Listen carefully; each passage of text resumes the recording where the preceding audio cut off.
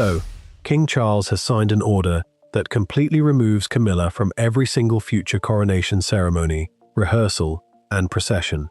The official language makes it sound clean and constitutional, but when you look at what happened behind closed doors, there was a whole private war building for years.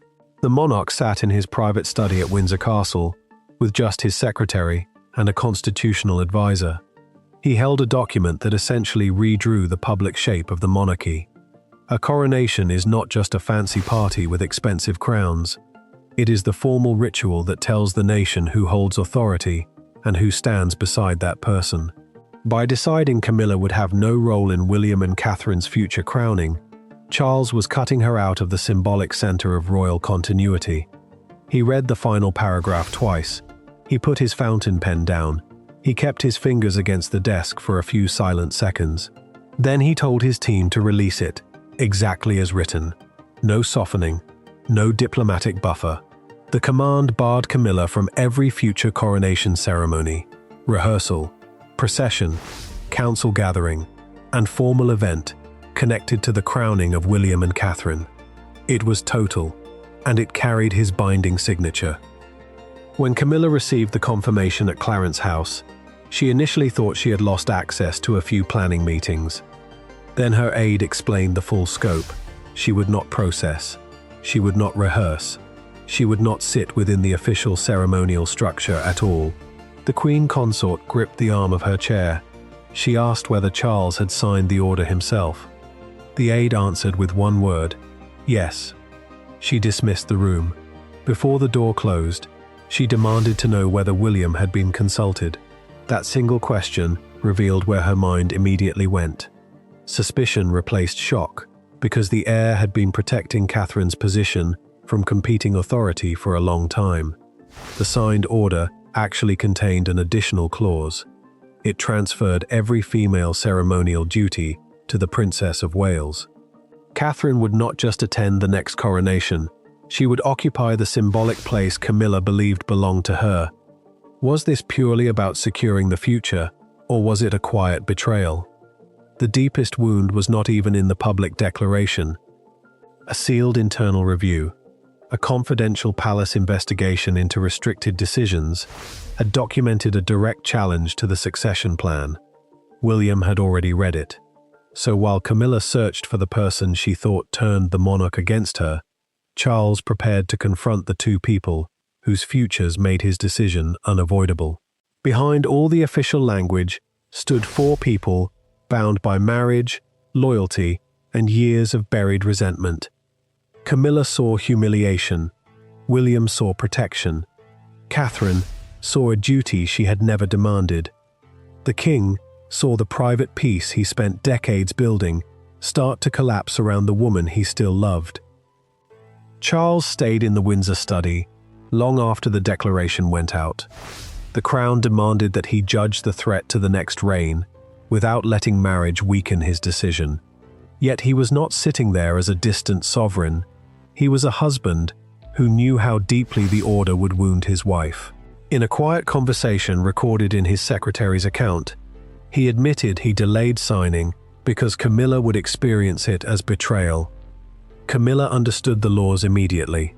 She endured years of public hostility before standing beside Charles at Westminster Abbey for his own crowning.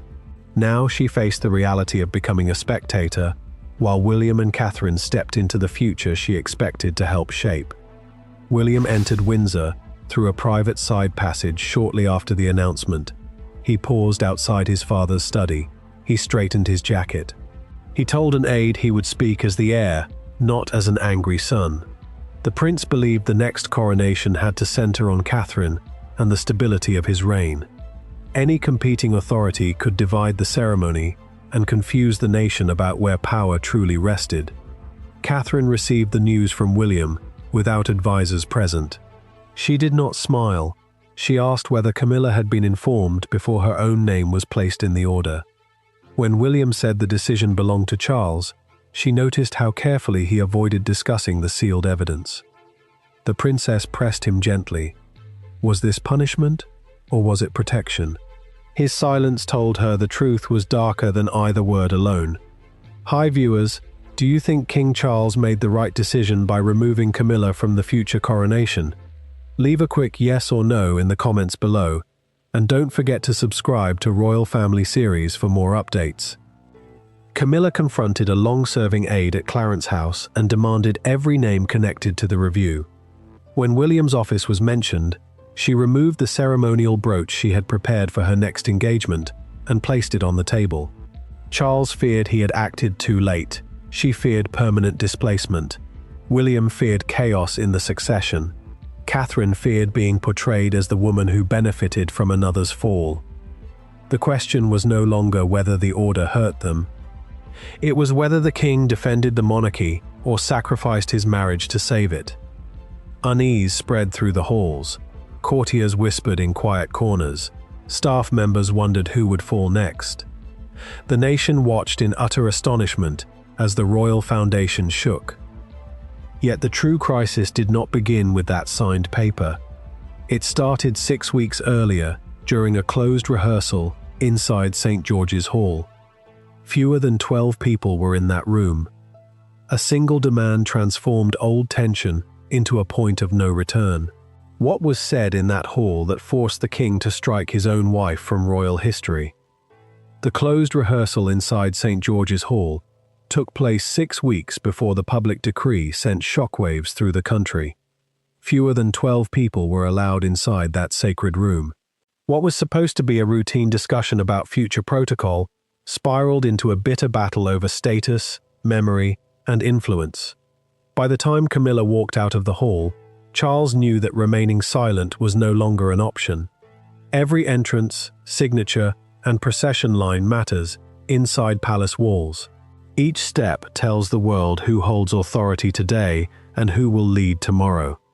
The sovereign stood beside the central table, surrounded by official advisors. The mood tightened when a courtier moved a single chair slightly behind the places reserved for Prince William and Catherine. Camilla stopped the courtier before he could walk away. She pulled the chair back into the central line. She stated firmly that she would not sit behind the next generation, as if the current reign had already ended. Then came the demand that shattered the peace. Camilla insisted on keeping a primary processional position beside Charles during William and Catherine's future crowning. She also asked for formal authority over the ceremonial jewels assigned to the Princess of Wales. Jewels and seating are not mere decorations inside the royal household. They publicly define rank and legitimacy. Catherine lowered her notes. She remained silent. William asked whether the request carried formal constitutional approval. Camilla argued that custom could be interpreted by the reigning sovereign, forcing Charles to make a choice. He chose the future. The king told her that the upcoming coronation belonged to the incoming monarch, not the previous reign. Camilla declared that she had endured years of public scrutiny to reach her position and would not stand by as it slipped away. William's patience broke. He stated clearly that Catherine's role was non-negotiable. Camilla turned on him, accusing his team of plotting her removal long before the rehearsal. Then she made a critical error.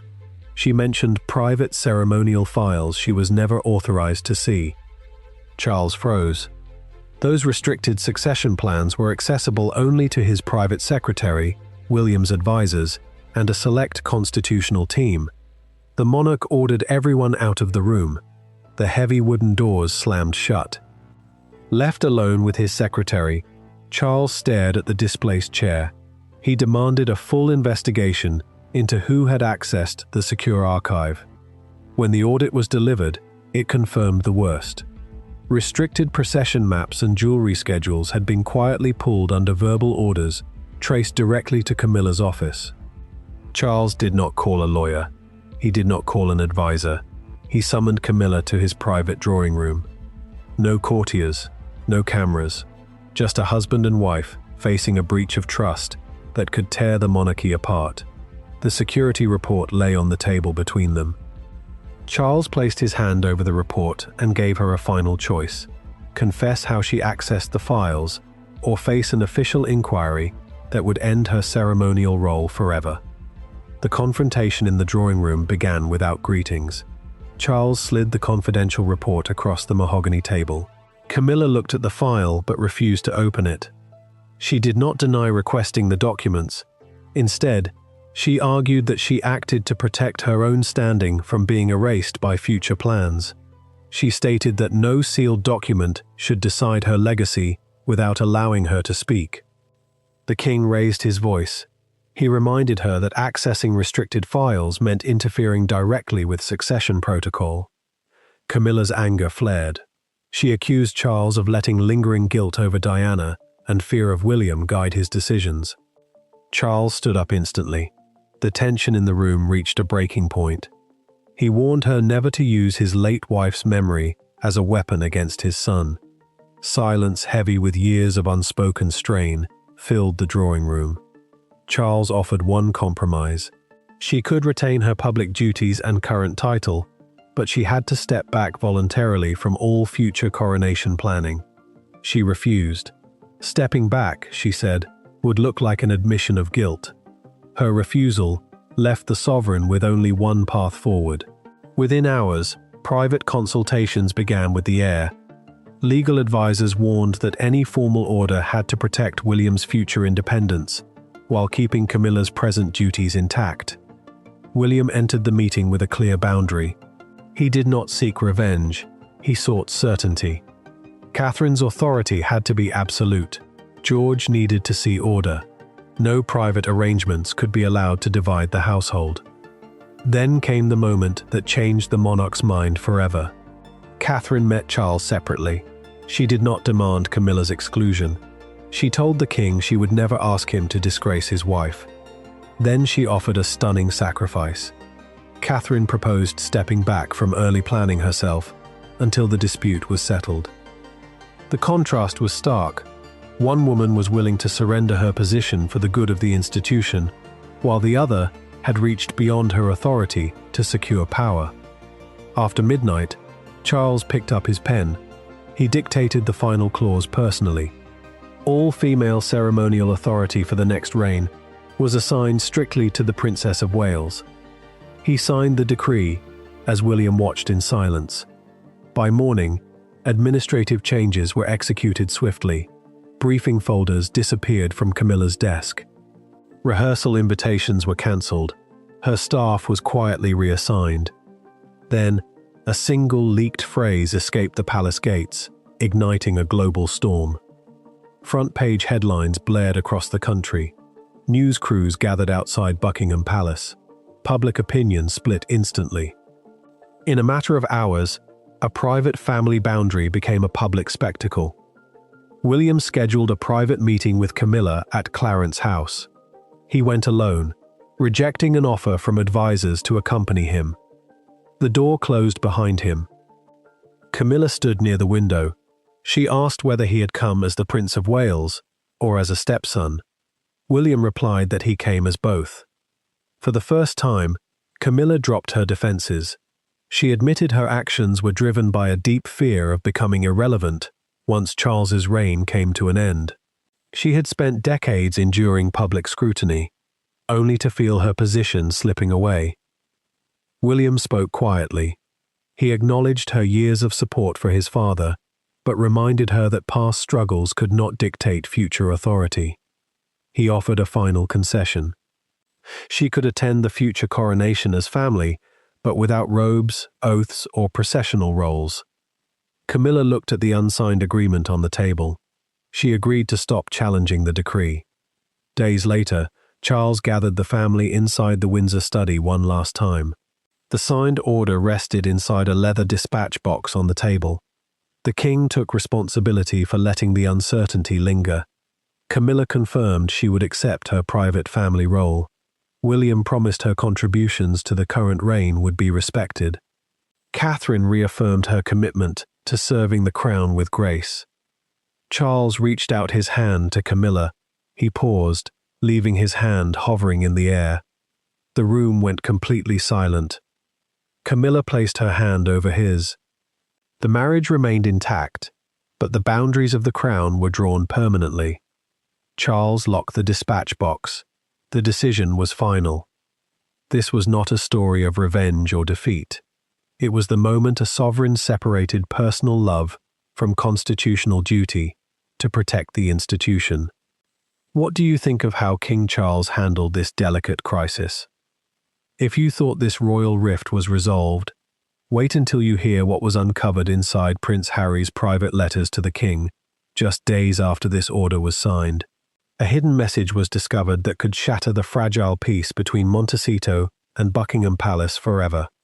You cannot afford to miss our next episode on Royal Family series, where we reveal the exact words that have sent panic through the royal household. Subscribe now so you don't miss a single detail.